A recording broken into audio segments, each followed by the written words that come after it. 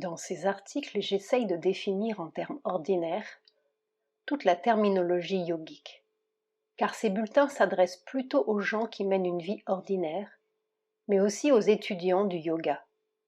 Je veux parler des gens qui s'intéressent surtout à la vie matérielle purement physique, mais qui essayent d'atteindre plus de perfection dans leur vie physique que dans les conditions ordinaires. C'est une tâche très difficile, mais c'est une sorte de yoga. Ces gens s'appellent matérialistes et ils ont tendance à se cabrer ou à se vexer si l'on emploie des termes yogiques. Donc il faut parler leur langage en évitant les termes susceptibles de les choquer. Mais j'ai connu dans ma vie beaucoup de personnes qui se disaient matérialistes et qui suivaient une discipline beaucoup plus sévère que ceux qui prétendent faire le yoga.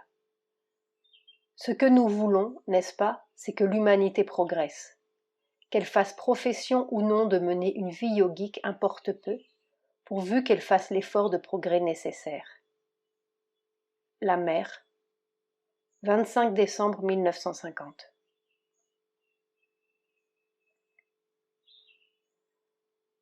La science de vivre, se connaître et se contrôler. Une vie sans but est une vie sans joie. Ayez tous un but, mais n'oubliez pas que de la qualité de votre but dépendra la qualité de votre vie. Que votre but soit élevé et vaste, généreux et désintéressé. Ainsi votre vie deviendra précieuse pour vous-même et pour les autres. Cependant, quel que soit l'idéal que vous vous proposez d'atteindre, vous ne pourrez le réaliser parfaitement que si vous réalisez la perfection en vous-même. Le premier pas dans ce travail de perfectionnement de soi est de devenir conscient de vous-même, des différentes parties de votre être et de leurs respectives activités. Il faut apprendre à distinguer ces différentes parties l'une de l'autre afin de vous rendre compte clairement de l'origine des mouvements qui se produisent en vous, des impulsions, des réactions, des velléités diverses qui vous poussent à agir. C'est une étude assidue qui exige beaucoup de persévérance et de sincérité, car la nature humaine, surtout sa nature mentale, a la tendance spontanée de donner une explication favorable à tout ce que nous pensons, nous sentons, nous disons et nous faisons. C'est seulement en observant ces mouvements avec beaucoup de soin, en les faisant passer, pour ainsi dire, devant le tribunal de notre idéal le plus haut, dans une volonté sincère de nous soumettre à son jugement, que nous pouvons espérer éduquer en nous un discernement qui ne se trompe point. Car si nous voulons vraiment progresser et acquérir la capacité de connaître la vérité de notre être, c'est-à-dire ce pourquoi nous sommes vraiment faits, ce que nous pouvons appeler notre mission sur Terre, il nous faut très régulièrement et très constamment rejeter de nous ou abolir en nous ce qui est en contradiction avec la vérité de notre existence, ce qui s'oppose à elle. C'est ainsi que peu à peu, toutes les parties, tous les éléments de notre être peuvent être organisés en un tout homogène autour de notre centre psychique. Ce travail d'unification exige beaucoup de temps pour être amené à un degré quelconque de perfection. Ainsi, pour l'accomplir, nous devons nous armer de patience et d'endurance, dans une détermination de prolonger notre vie autant qu'il est nécessaire pour réussir dans notre entreprise. En même temps que vous poursuivez ce travail de purification et d'unification, il faut prendre grand soin de perfectionner la partie extérieure et instrumentale de votre être. Lorsque la vérité supérieure se manifestera, il faudra qu'elle trouve en vous un mental assez riche et souple pour être capable de donner à l'idée qui veut s'exprimer la forme de pensée qui lui conserve sa force et sa clarté. Cette pensée elle-même, quand elle veut se revêtir de mots, doit trouver en vous un pouvoir d'expression suffisant pour que les mots révèlent la pensée et ne la déforment point. Et cette formule dont vous aurez revêtu la vérité doit être manifestée dans tous vos sentiments, toutes vos volontés, toutes vos actions, tous les mouvements de votre être. Finalement, ces mouvements eux-mêmes doivent, par un effort constant, atteindre à leur plus haute perfection. Tout cela peut être réalisé à l'aide d'une quadruple discipline dont les grandes lignes vont être données ici. Ces 4 aspects de la discipline ne sont pas exclusifs l'un de l'autre et peuvent être suivis en même temps. En fait, il est préférable qu'il en soit ainsi. Le point de départ sera ce qui peut être appelé la discipline psychique. Nous donnons le nom de psychique au centre psychologique de notre être, le siège en nous de la plus haute vérité de notre existence, ce qui a le pouvoir de connaître et de mettre en mouvement cette vérité.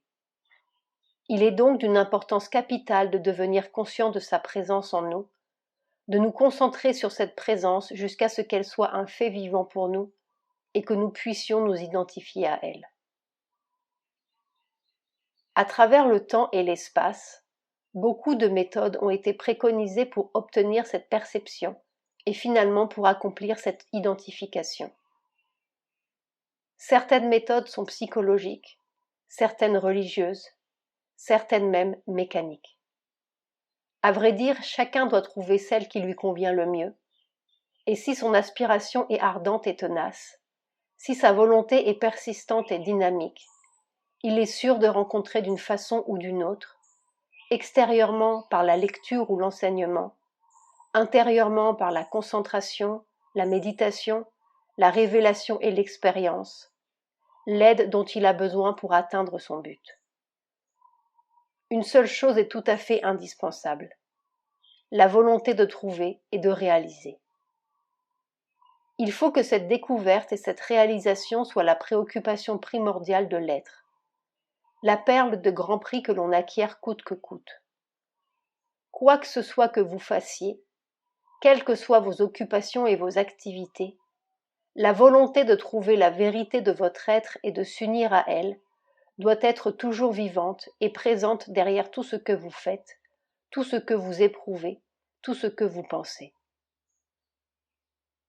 Pour compléter ce mouvement de découverte intérieure, il sera bon de ne pas négliger le développement mental. Car l'instrument mental peut être indifféremment ou une grande aide ou un grand obstacle.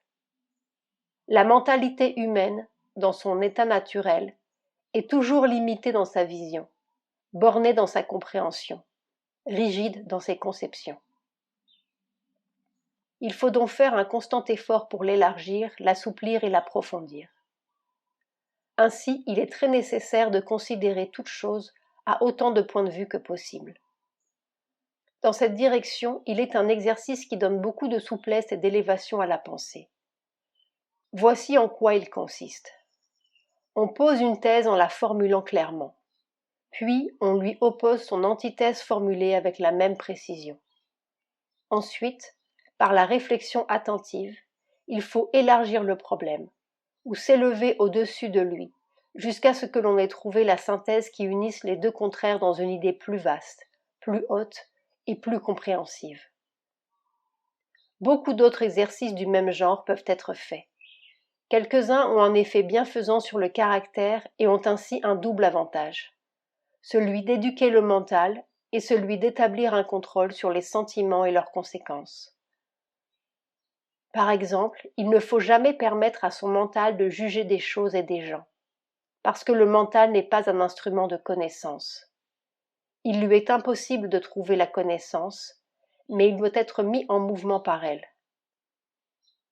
La connaissance appartient à un domaine beaucoup plus élevé que celui de la mentalité humaine, bien au-dessus de la région des idées pures. Le mental doit être silencieux et attentif pour recevoir la connaissance d'en haut et pour la manifester, car il est un instrument de formation, d'organisation et d'action. Et c'est dans ces fonctions qu'il prend sa pleine valeur et sa réelle utilité. Une autre habitude qui peut être très profitable au progrès de la conscience consiste, lorsqu'on est en désaccord avec quelqu'un sur un sujet quelconque, une décision à prendre, une action à accomplir, à ne jamais rester enfermé dans sa propre conception, son propre point de vue. Au contraire, il faut s'efforcer de comprendre le point de vue de l'autre, de se mettre à sa place, et au lieu de se disputer ou même de se battre, il faut trouver la solution qui puisse raisonnablement satisfaire les deux parties. Il y en a toujours une pour les gens de bonne volonté.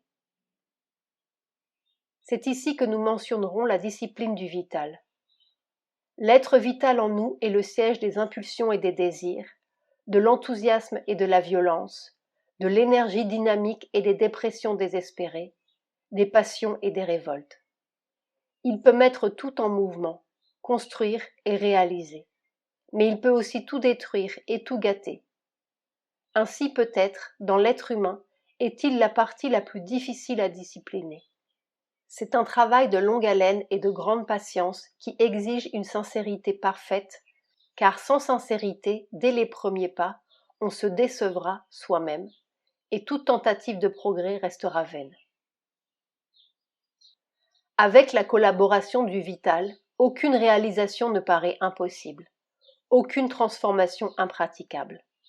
Mais la difficulté est d'obtenir cette constante collaboration.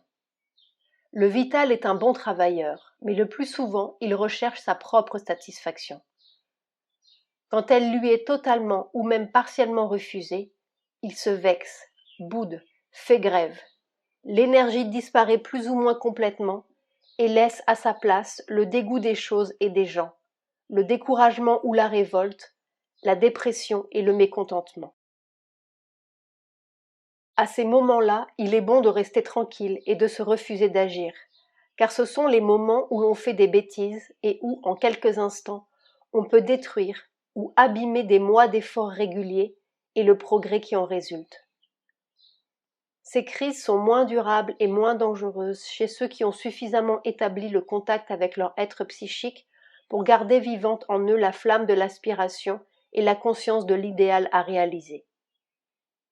À l'aide de cette conscience, ils peuvent agir sur leur vital comme on agit sur un enfant révolté, patiemment et avec persévérance, lui montrant la vérité et la lumière, tâchant de le convaincre et de réveiller en lui la bonne volonté qui pour un moment a été voilée. Grâce à cette patiente intervention, chaque crise peut être changée en un progrès nouveau, en un pas de plus fait vers le but. Les progrès peuvent être lents, les rechutes peuvent être fréquentes, mais en gardant une volonté courageuse, on est sûr de triompher un jour et de voir toutes les difficultés fondre et disparaître devant le rayonnement de la conscience de vérité. Finalement, il faut, par une éducation physique rationnelle et clairvoyante, rendre notre corps assez fort et souple pour qu'il devienne dans le monde matériel l'instrument approprié de la force de vérité qui veut s'exprimer à travers nous. En fait, le corps ne doit pas gouverner, il doit obéir, et par sa nature même, il est un serviteur docile et fidèle. Malheureusement, il a rarement la capacité de discernement nécessaire à l'égard de ses maîtres, le mental et le vital. Il leur obéit aveuglement, au grand détriment de son propre bien-être. Le mental, avec ses dogmes et ses principes rigides et arbitraires, le vital, avec ses passions, ses excès et ses débordements, ont vite fait de détruire l'équilibre naturel du corps et de créer en lui les surmenages, les épuisements et les maladies. Il faut le soustraire à cette tyrannie, et cela ne peut se faire que par l'union constante avec le centre psychique de l'être. Le corps a une remarquable capacité d'adaptation et d'endurance. Il est apte à faire tellement plus de choses qu'on ne le pense d'ordinaire. Si au lieu des maîtres ignorants et despotiques qui le gouvernent, il est régi par la vérité centrale de l'être, on sera émerveillé de ce dont il est capable. Calme et tranquille, fort et équilibré, il pourra à chaque minute fournir l'effort qui lui sera demandé, car il aura appris à trouver le repos dans l'action et à récupérer, par le contact avec les forces universelles, les énergies utilement et consciemment dépensées. Dans cette vie équilibrée et saine, une nouvelle harmonie se manifestera en lui, reflétant l'harmonie des régions supérieures, qui donnera à son corps la perfection des proportions et la beauté idéale des formes. Et cette harmonie sera progressive, car la vérité de l'être n'est point statique. Elle est le perpétuel déroulement d'une perfection croissante, de plus en plus totale et compréhensive. Dès que le corps aura appris à suivre ce mouvement d'harmonie progressive, il lui sera loisible, par une transformation ininterrompue, d'échapper à la nécessité de la désintégration et de la destruction. Ainsi, l'irrévocable loi de la mort n'aura plus de raison d'être. Dès que nous aurons atteint ce degré de perfection qui est notre but, nous nous apercevrons que la vérité que nous recherchons est constituée de 4 aspects principaux: l'amour, la connaissance, le pouvoir et la beauté. Ces 4 attributs de la vérité s'exprimeront spontanément dans notre être. Le psychique sera le véhicule de l'amour vrai et pur, le mental celui de la connaissance infaillible, le vital manifestera le pouvoir et la puissance invincible, et le corps sera l'expression d'une beauté et d'une harmonie parfaite. Bulletin, novembre 1950. Éducation, la mère.